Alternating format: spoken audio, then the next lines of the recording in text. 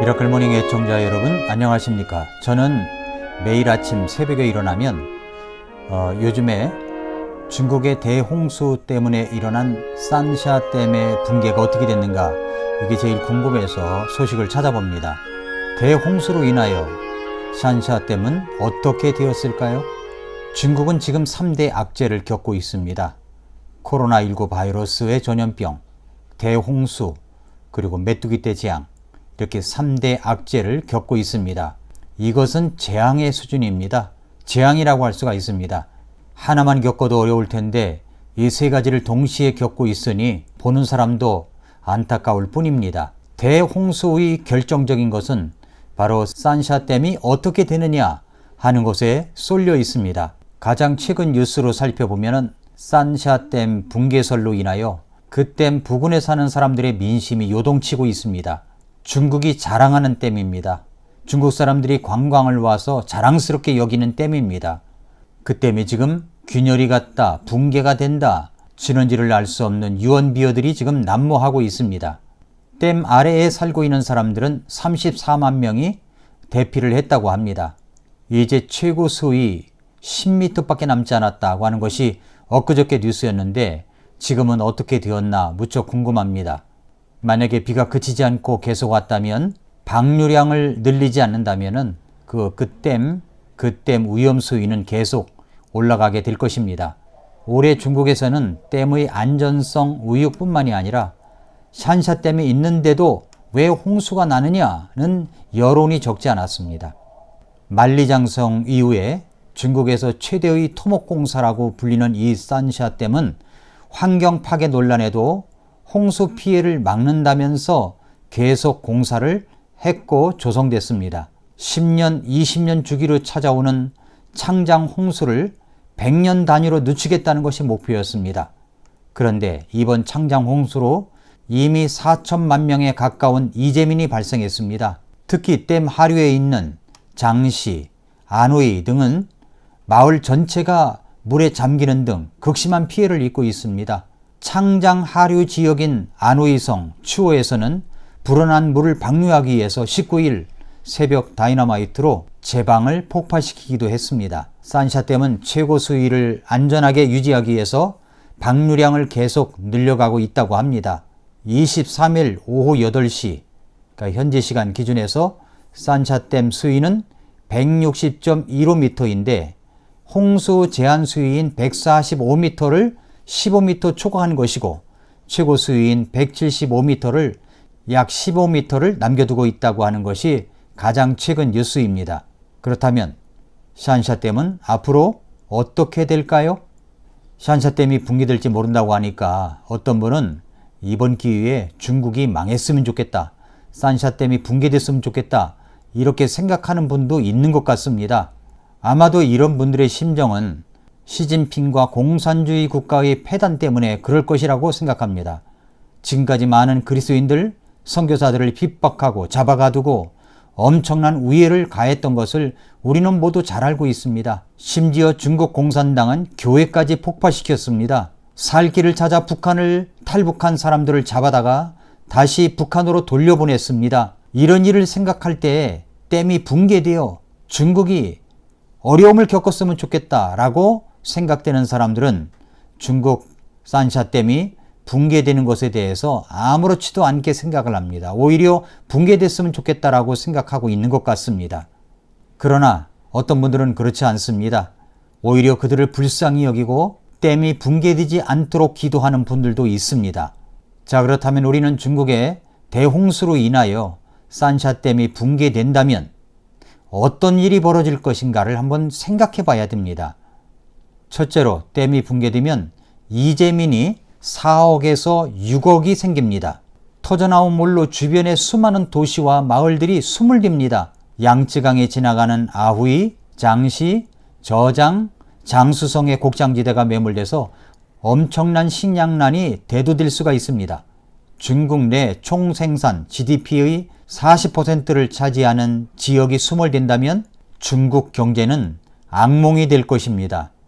두 번째로 우리가 생각해봐야 될 것은 경제적인 타격은 중국뿐만이 아니라 주변 국가, 세계에도 영향을 미친다는 것입니다. 중국에서 자동차를 많이 타면 기름값이 오른다고 합니다. 중국에서 피자를 먹기 시작하면 밀가루가 동인할 것이라고 이야기를 합니다. 중국의 국내 총생산의 40%를 차지하는 지역인데 그 지역이 수몰된다면 반드시 일어나는 것은 식량난입니다. 그 식량난은 우리나라에도 직접적으로 영향을 줄 수가 있습니다. 주변 국가에도 영향이 있다는 이야기입니다. 중국의 산샤댐이 붕괴될지 모른다고 하니까 붕괴되었을 때 수혜를 입는, 그러니까 혜택을 입는 기업이 어딘가를 찾는 그 수혜 주식에 관심을 갖는 사람들도 많아지는 것 같습니다. 댐이 붕괴되었을 때 재건 과정에서 소형 건설기계보다 대형 건설기계의 수요가 늘어날 것이기 때문에 중대형 기계를 갖고 있는 국내 업체가 수혜를 입을 확률이 높다는 것입니다.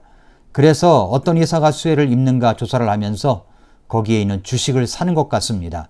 댐이 붕괴되었을 때를 가정한다면 불가피한 공급을 하는 것이겠지만 남의 불행을 나의 이득이 된다는 이 현실적인 것만 생각을 해봐도 정말 가슴이 아프고 마음이 좀 그렇습니다. 세 번째로 중국의 산샤댐이 무너진다면 중국의 원전 국위가 침수될 수가 있습니다. 이번 폭우로 중국의 양쯔강 중하류에 있는 세계 최대 규모 수력발전용 산샤댐이 최고 수위에 근접하자 수압에 의한 붕괴 위험까지 제기되고 있습니다. 만약에 이 댐이 한계 수위를 넘어 범람하거나 수압을 못 견디고 무너진다면 상하이 지역 대홍수가 불가피하게 되고 이 지역에 건설된 원전 국위까지 영향을 받을 수 있다는 것입니다. 원자력 실무 전문가 단체인 원자력 안전과 미래 이정윤 대표가 이런 말을 했습니다. 양쯔강 하류에 위치한 친산, 핑자산 지역 상하이 인근인데 여기에 원전이 7기, 2기씩 있는데 산샤댐이 범람해서 이 지역이 침수되면 대형 원전 사고가 우려된다고 이야기를 합니다. 그것은 일본 후쿠시마 원전이 침수에 의한 원자로 냉각 기능 상실로 벌어졌는데 똑같은 사태가 재현될 수 있다고 이야기를 합니다. 중국의 원전 국위는 우리 서해안과 맞닿아 있습니다. 중국의 원전 국위가 잠기게 되면은 우리나라 제주와 남해안에 직접적인 피해가 될 수 있습니다. 지금 산샤댐 하류에 있는 도시들은 방류만 오랫동안 계속해도 다 큰 홍수의 피해를 입게 되는 것입니다. 중국은 지금 산샤댐 붕괴를 잠재우기 위해서 안간힘을 쓰고 있습니다. 1만 2천 개의 모니터 장치로 실시간 안전을 하고 있다고 말하면서 앞으로 산샤댐은 100년은 끄떡없다고 장담하고 있습니다. 하지만 산샤댐 바로 아래에 있는 인구 410만의 이창시 주민들은 두려움에 떨고 있습니다. 이창시는 폭우만 와도 잠기게 되는데 산샤댐 방류만 오래 계속된다면 푹 잠기게 될까봐 굉장히 두려움에 떨고 있다는 뉴스입니다. 그렇다면 사랑하는 애청자 여러분, 우리 그리스도인들은 이러한 대홍수 사건, 산샤댐의 붕괴 조짐을 어떻게 봐야 할까요? 첫째로 하나님은 아무도 멸망하지 않고 다 회개하기에 이른다는 사실을 기억해야 합니다. 베드로후서 3장 8, 9절에 이렇게 말씀했습니다. 그러나 사랑하는 자들아, 주께는 하루가 1000년 같고 1000년이 하루 같다는 이 한 가지 사실에 대하여 무지한 자가 되지 말라. 주께서는 자신의 약속에 대해 어떤 사람이 더디다고 생각하는 것 같이 더디지 아니하시며 오직 우리를 향하여 오래 참으사 아무도 멸망하지 아니하고 모두 회개에 이르기를 원하시느니라 말씀했습니다. 하나님은 아무도 멸망하기를 원치 않으십니다. 하나님은 모두 다 회개하여 구원에 이르기를 원하십니다.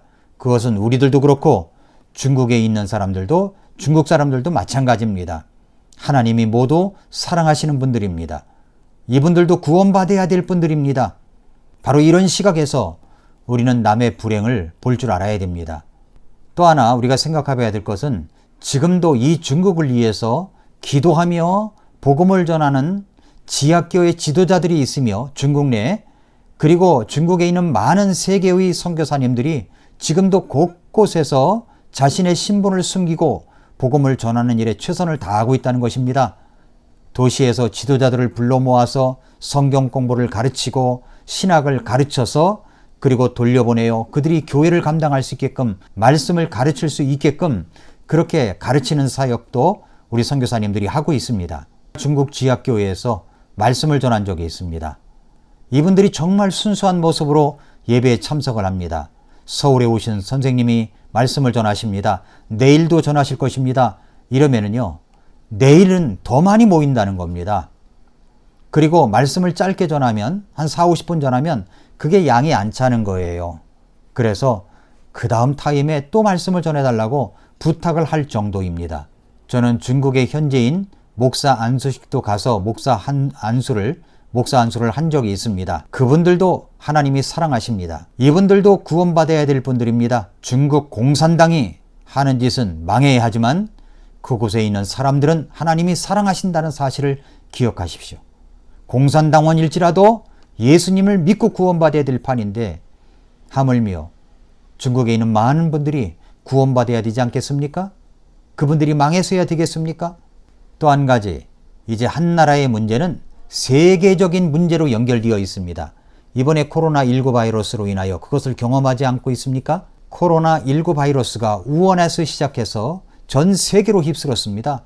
팬데믹 현상이 일어났습니다. 순식간에 일어났습니다. 이 세계가 일일 생활권입니다. 그렇기 때문에 중국의 대홍수로 인하여 산샤댐이 무너지게 된다면 그것은 세계 모두의 문제로 연결될 수가 있기 때문에 그 댐이 무너져서는 안 됩니다.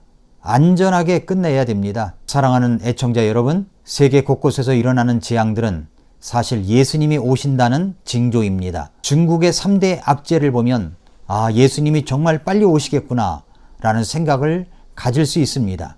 그렇다면 이런 악재들, 불행한 일들 속에서 우리 그리스도인들은 그런 것들을 통해서 중국의 지도자들이나 백성들이 하나님의 살아계심을 느끼고 또 우리 중국의 선교사님들이 복음을 전할 때 마음문을 열어서 복음을 받아들일 수 있기를 우리는 하나님 앞에 기도해야 될 줄로 믿습니다.